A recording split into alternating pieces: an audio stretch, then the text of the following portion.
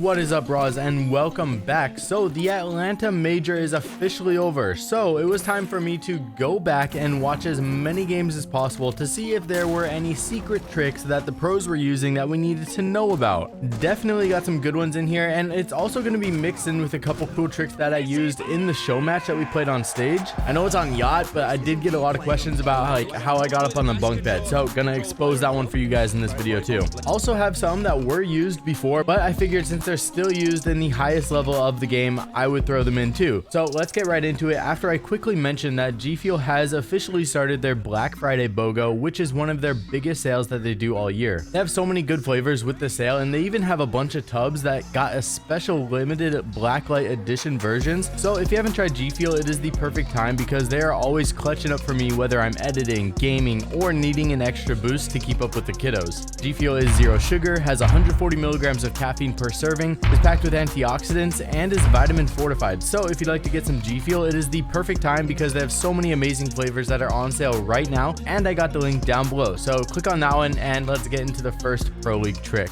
A banana. Is that a banana? Priest is indeed playing on controller, by the way. Probably the best controller player in the world. Very, very possibly. Possibly. Yeah, in months, years. Still not the spawn piece. What? All right, Keeney. That was definitely in his last YouTube video. The best bulletproof camera placement on yachts. So first up, we are over in staff dorms, and this trick might look a little bit tedious, but it's actually really easy once you understand it. So literally you're gonna need to break the dartboard and then punch one time, top left and top right of the suitcase. After that, you should have this little square in the center. Then you're gonna punch the top left of that square. Make sure you're standing a little bit far back. Then you're gonna go on the right hand side and punch the handle of the suitcase. If you're too close, sometimes your punch is just like crazy strong and it disintegrates the luggage and you won't be able to get up on top of it. So basically 4 smacks, top left, top right, middle in the top left, and then the handle at the top while you're standing far back. After that, you literally just crouch walk up it and you can get a vault prompt. From there, you literally have crazy angles like all over the east side of the map. Unfortunately, I did this twice in the show match and nobody ever pushed from this side. So, you know, fingers crossed for next time. We'll see what happens. But yeah, it's a crazy spot if you guys like yacht. Huge shout out to Gamer and Dan. They both did this before me. I just stole it for the show match and it was sick.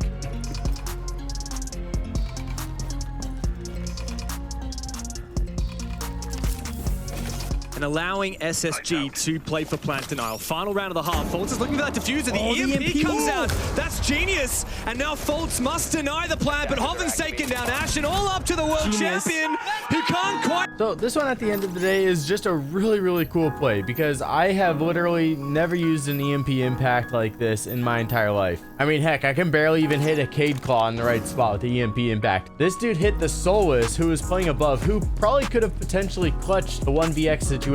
So yeah, just huge brainwave to keep in mind that you can use EMP impacts. There's no point in putting any extra energy in, and I wonder if Los is in a similar position, and that. Not much to say about this one. Huge brain, Cade Claw, that's hidden inside a piano. It kind of balances on top of this support beam, and it's really hard to see. I broke a little bit extra so you guys can see through and see exactly where this is, but obviously it's gonna get both walls, and a good one to try instead of just throwing it straight on the wall or on the side.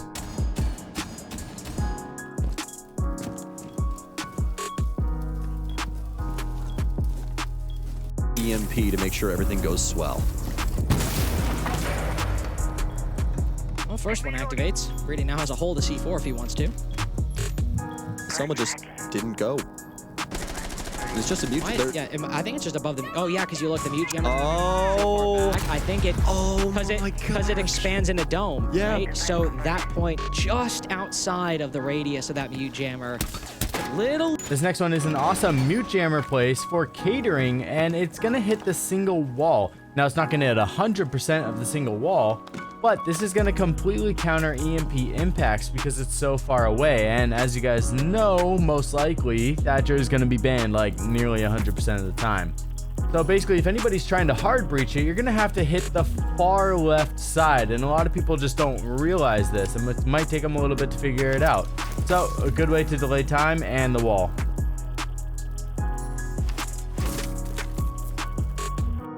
Up next are my 2 favorite azami plays in the entire tournament at the Atlanta Major. Now, instead of me going in and reenacting them, I figured what better way, let's just pay attention, let's watch both the clips, see exactly how they do it, and it's just so much better than me going into custom and redoing it. So yeah, enjoy. JB92 reduced to a shadow of himself. What is that Kiba placement? All right, calm down, Hisham. Completely cordoning on in, and with 2 minutes left, Bellapox will attempt the defuse. JB92 goes down. Key trapped in this position. Nade finishing him off. All hell breaks loose. As now Bellapox throws out another smoke. Herds dies to Noodle. So far, GK coming out ahead in the post plant. The Blitz tussling with Trickst. Bellapox on the ground, can't make his way through. It's total calamity, total mayhem inside of the server. But the time will continue to favor W7. Leader pops on the diffuser to the middle. Killing off him in time. The smoke stops. They're killing themselves. And GK hangs on by a thread. The key barrier blocked the Capital Fire post plant to stop them from going for the counter defuse. So GK steal the round. I mean, they're Top, and I don't think they necessarily plan for this one, Tim, because that's the only hard breach they've got. They get another one. Okay, this is quite smart. We'll get the wall off towards the left as well. So good stuff. I'm afraid the trick simply isn't going to work there. So they've abandoned on Jail. That means Jail is going to stay closed for this entire round, though, Tim. That's normally a big pressure point for attackers. So this game happened just a little bit before the Atlanta Major, but I saw it and the clips, and I thought it was really cool, so I got to include it. There's a couple popular spots that this idea works around the game of Siege, like on Theme Park, for example. But this one in particular, coming from Customs, I thought it was just a really, really good one to keep in mind.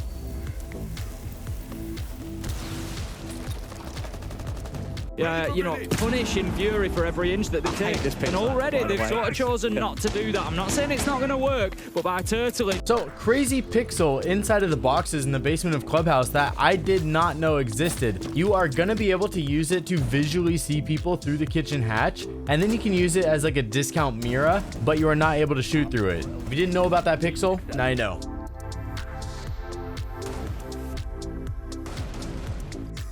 Leader's going to take a little bit of heat here, but able to stay alive for the time being. Going to try and deal with, I believe, Uno in this position. He's going to take a little bit of smoke, but enough to actually get smoke checked.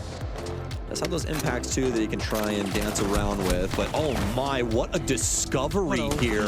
A pre-fire through to try and create some angles on that door, and they've now downed Uno inside of Geisha. Had that Z-ping on. So this one here is just a disgusting pre-fire that I've never used before. This is insanely good, especially if you're playing something like Habana or Ace, where you can hard breach Geisha wall. But basically, if you wall bang towards the left side through Geisha, this goes pretty much right through that door where a lot of people anchor. So if you've never pre-fired this spot before, definitely one of the places to throw a few extra bullets and see if you get a free kill.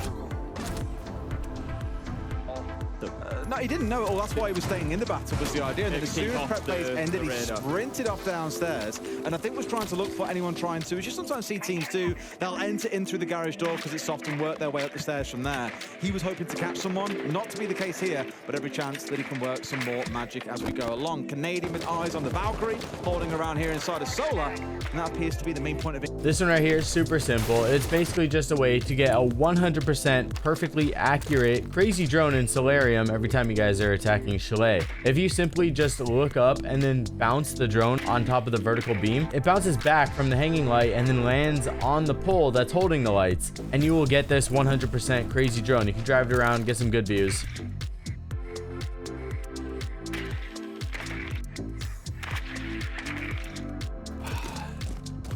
I mean, they got to be spinning right now. Yeah, they don't. Oh, yeah. They do not have the info game right now for this. This is the angle. They're doing the angle. This is the angle. I never thought I would see this in a pro match. That's disgusting. What the hell is that? This is so. Coconut Brah found this angle like a long time ago. Of course he did. Yeah, and like I've known about this for a while. I just never thought we'd see it in a pro match. But Siren Echo tries to run in, tries to challenge it, and backs up. But I really didn't believe. So yeah, this angle was in my tricks video from last month, and just wanted to give a huge shout out GK for using it. It's really cool to see it in an actual Pro League game at this level. And he actually lit him up. He almost got the kill with it. So sick angle to keep in mind.